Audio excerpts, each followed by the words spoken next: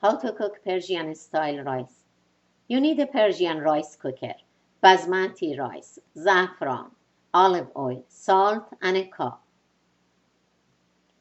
Every 1 cup of rice serves at least 2 people.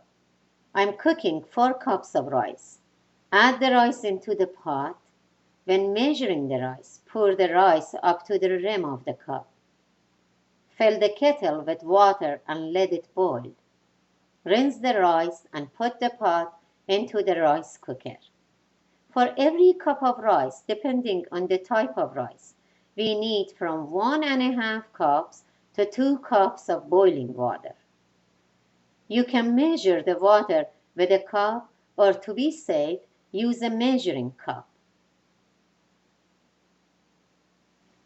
For 4 cups of rice, add 1.5 cups of olive oil, a tablespoon of salt, and half a teaspoon of saffron. Turn the knob onto red. The colors on the knob shows how crispy your tahdig will be. When the rice boils, stir it. Don't put the lid, but if you want to, don't completely close it. Wait until all the water evaporates. Then grab the 3 paper towels and fold them in half. Put them on top of the pot and close the lid.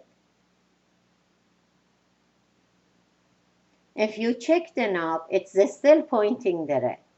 It'll take about 40 minutes to 1 hour for the rice to completely cook. When the rice is ready, the rice cooker will turn itself off.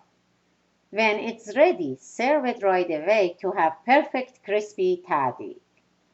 It can be a side for almost any meal.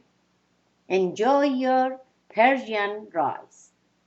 Don't forget to give us a like, subscribe, and stay with us to see more future videos from life experience. Thanks for watching and have yourself a wonderful day.